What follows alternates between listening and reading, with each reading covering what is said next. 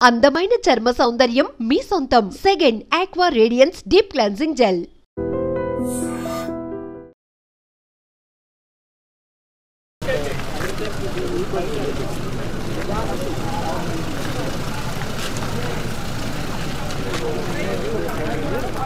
కళ్ళకి కనిపించేంత వరకు పూర్తిగా రెస్క్యూకి సంబంధించిన సిబ్బంది కనిపిస్తున్నారు. రెస్క్యూకి సంబంధించిన వాళ్ళే కనిపిస్తున్నారు. సో ఒక్కసారి చూడండి, తెలంగాణకి సంబంధించిన ఫైర్ డిపార్ట్మెంట్కి సంబంధించిన వ్యాన్స్ ఇవి. అట్లాగే ఇగో క్రేన్కి సంబంధించిన వ్యవస్థ ఇది. సో టోటల్గా టెక్నాలజీ వైజ్గా కూడా ఎక్కడ కూడా కాంప్రమైజ్ కాకుండా పూర్తిగా టెక్నాలజీని యూస్ చేస్తూ లోపలికి వెళ్ళడానికి, అట్లాగే లోపల ఏముంది అనేది కనుక్కోవడానికి విశ్వ ప్రయత్నాలు చేస్తున్నారు. ఒకసారి చూడండి లోపల ఆ టీం అంతా కూడా ఎంతగా శ్రమిస్తున్నారు. ఎగ్జాక్ట్లీ ఒక్కసారి మనం చూస్తే కనుక ఇంకా కూడా ఈ ఆపరేషన్ ఎన్ని గంటలు కొనసాగుతుందో తెలియదు, ఎంతసేపు అవుతుందో తెలియదు. ఈ ఫైర్కి సంబంధించిన డిపార్ట్మెంట్ వాళ్ళు కనిపిస్తున్నారు మనకు. ఎన్డీఆర్ఎఫ్, ఎస్డీఆర్ఎఫ్, డిఆర్ఎఫ్ ఇవన్నీ టీమ్స్ కూడా ఇంకా ఈ రెస్క్యూ ఆపరేషన్ని చేసే ప్రయత్నం చేస్తున్నారు. ఒక్కసారి చూడండి ఆ లోపల. సార్ అదేంటి లిస్టులో ఏంటంటే వాళ్ళు ఇందులో ఎంప్లాయీగా పనిచేస్తున్న వాళ్ళ ఫ్యామిలీ వాళ్ళని నచ్చి ఉంటే ఎంక్వైరీ చేసిన వాళ్ళది లిస్టు కొట్టేసుకుని పెట్టేస్తున్నారు. ఇప్పుడు ఏంటి ఆ లోపలికి వెళ్ళి బాడీ వచ్చిన తర్వాత మీ దగ్గరకు వచ్చి చెప్తున్నారా ఎవరు? లేదు, హాస్పిటల్కి పోతుంది. ఫస్ట్ హాస్పిటల్ పోయిన తర్వాత అక్కడ ఇన్ఫర్మేషన్ మాకు ఇక్కడ పంపిస్తారు. అది ఇక్కడ రికార్డ్ చేసేసుకొని వచ్చిన వాళ్ళకు వాళ్ళు ఎక్కడ ఉన్నారు, ఏ హాస్పిటల్ ఉన్నారు ఇన్ఫర్మేషన్ మేము ఇస్తాం. మీరు ఇస్తూ ఉంటారు కదా. ఏం నెంబర్ ఇచ్చిండ్రు సార్? కంట్రోల్ నెంబర్ ఏదైనా ఇచ్చింటారు కదా, అంటే మీకు కాల్ చేయాలి ఇన్ఫర్మేషన్ కనుక్కోవాలంటే ఎట్లా? పటాన్చెరు తహసీల్దార్ నంబర్ని ఇచ్చిండ్రా? నంబర్ ఒకసారి చెప్పగలుగుతారా సార్? ఇంకా చాలా మంది మిస్ అయిన వాళ్ళు చాలా మంది ఉన్నారు కదా. మన తెలుగు రాష్ట్రాలకు సంబంధించిన వాళ్ళు ఉన్నారు? చాలా తక్కువ ఉన్నారు మేడం. ఎక్కువ మటుకు గుజరాత్, మన బీహారీ వాళ్ళు, ఉత్తరప్రదేశ్ వాళ్ళు మాత్రం ఎక్కువ.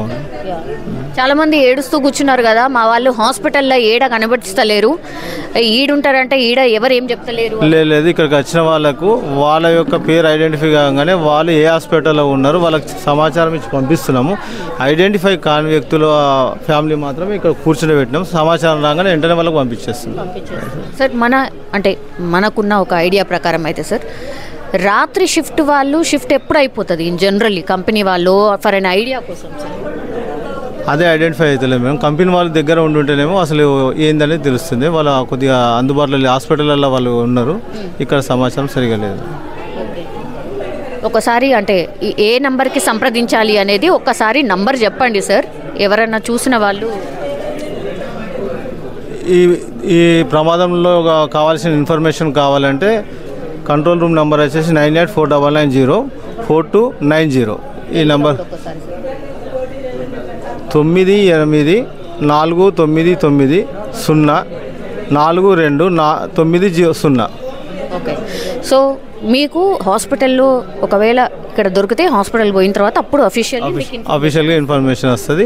అక్కడ జాయిన్ అయిన తర్వాత ఏ హాస్పిటల్లో జాయిన్ అయ్యారు, వాళ్ళ కండిషన్ ఏందనేది ఇక్కడ నోటిఫై. సో ఇంకా కూడా కొంతమంది చాలా మంది క్రిటికల్గా ఉంది అన్నట్టుగా చెప్తున్నారు సార్. ఎంతమంది క్రిటికల్గా ఉండిండొచ్చు? ప్రస్తుతం అయితే 5 మంది క్రిటికల్గా ఉన్నారని చెప్పేసి చెప్పారు సార్. మేము ఫ్రీగా సంగారెడ్డిలో చదివిస్తాం. ఎడ్యుకేషన్ ఇప్పుడు తీసుకొచ్చిన కేజీ టు పీజీ వరకు. కంపెనీ సిన్హా, అమిత్ సిన్హా వారు మేనేజింగ్. కనీసం చనిపోయిన కుటుంబానికి 1-2 crores అయినా ఇచ్చి, ఇంజూర్ అయిన వాళ్ళకి ఒక 1 crore అయినా ఇచ్చి వారిని ఆదుకోవాలని నేను రిక్వెస్ట్ చేస్తున్నాను. లేదంటే నేను కోర్టుకు వెళ్ళి వారికి న్యాయం చేస్తా, జస్టిస్ చేస్తా.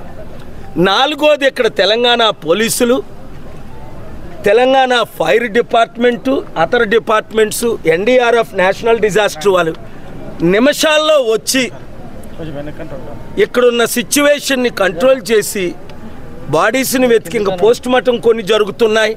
హాస్పిటల్లో కొంతమంది ట్రీట్మెంట్ చేస్తున్నారు.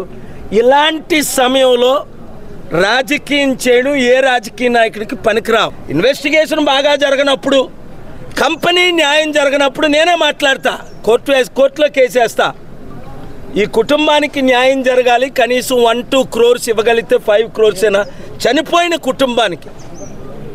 నేను ఆల్రెడీ కొన్ని కుటుంబాలను కలిశాను కనుక న్యాయం చేయాలని కోరుతున్నాను. అందరూ ఈ కంపెనీ ఈ కుటుంబాల కొరకు, ఇక్కడ పనిచేస్తున్న వారి కొరకు, అంతేకాకుండా ఈ పోలీస్ డిపార్ట్మెంట్, ఫైర్ డిపార్ట్మెంట్ వారి కొరకు, ఎన్డీఆర్ఎఫ్ వారి కొరకు ప్రార్థించండి. చనిపోయిన వాళ్ళు తీసుకురాలేం. ఇలాంటి మరొక ఘటన జరగకుండా తగిన చర్యలు తీసుకోవాలి. ఎందుకంటే లాస్ట్ ఇయర్ నేను విశాఖపట్నం వెళ్ళాను. అక్కడ 18 మందినో ఎంతమంది వచ్చి చనిపోయారు. ఏం జరగదు. ఏదో 2 లక్షలు ఇవ్వడం, 2 కోట్లు ఇవ్వడం, ప్రాణానికి విలువ లేకుండా మన దేశంలో పోతుంది. నిజంగా ప్రస్తుతం ఉన్నటువంటి సమాజం దేనికి ప్రయారిటీ ఇస్తుంది? ఆర్థిక సంబంధాల చుట్టూ మాత్రమే తిరుగుతుంది. మళ్ళీ ఎన్నికలంగానే చాలా విరక్తి కలుగుతాం. మంచి అనిపిస్తుంది కదా, లేడీస్ కూడా ఛాలెంజింగ్ జాబ్స్ చేసినప్పుడు చాలా బాగుంటది. ట్రాఫిక్ అసిస్టెంట్స్ గా నియమించిన ట్రాన్స్జెండర్స్ అందరితో సాల్యూట్ చేయించుకుంటున్నారు. ఫుడ్ డెలివరీ ఇవ్వటానికి వెళ్ళినటువంటి డెలివరీ బాయ్ అనిల్ పై కళ్ళ ముందు పెళ్ళండి కొట్టి